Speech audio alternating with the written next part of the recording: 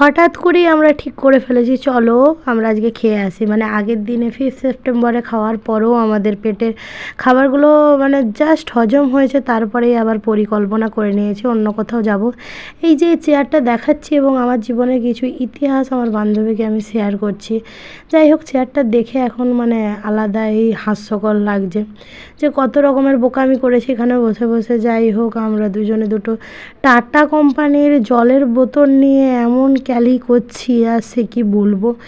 এরপর এখানে রিসেপশানে যে ভাইটা ছিল আর কি, মানে আমি এতদিন যে এসেছি যে ভাইটাকে দেখতে পেয়েছি ওই ভাইটা তো নেই, এবং সেই শিলাজিতের গানও নেই।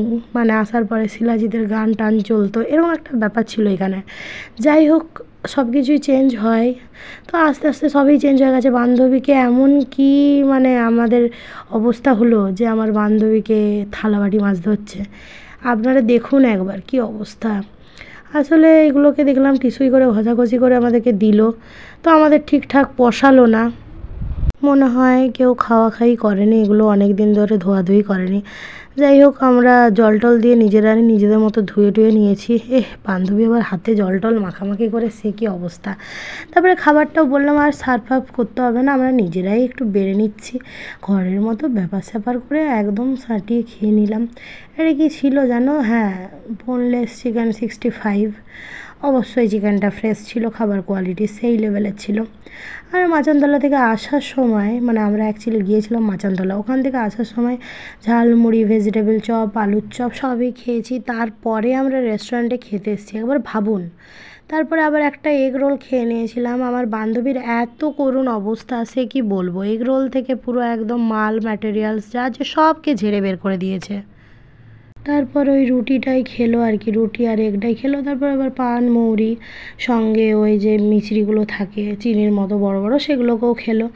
এরপর বাইরে থেকে একবার ভিউজটা দেখিয়ে দিচ্ছি। আমরা একদম ঘরের মতো ভাবে এখানে একদম হেসে খেলে বেড়ালাম, কেউ ছিল না, শুধু আমি আর আমার বান্ধবী আর আমার কিছু পুরনো স্মৃতি।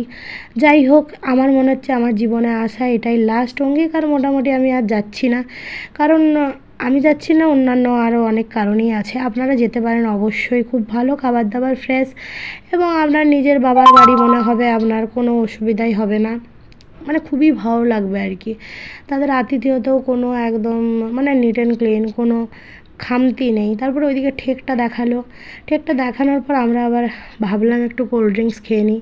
তারপরে এই যে একটা 7 আপ না কি একটা কিনে নিয়েছে, তারপর টলং বলং করে হাঁটছে, যেন নেশার ঘরে হাঁটছে, একদম ক্যাবলার মতো এদিকে হ্যাঁ করে তাকাচ্ছে। কী যে চাইছে, দাবি কি ভগবান জানে। ভিডিওটা ভালো লাগলে লাইক করবেন, সাবস্ক্রাইব করবেন। টাটা।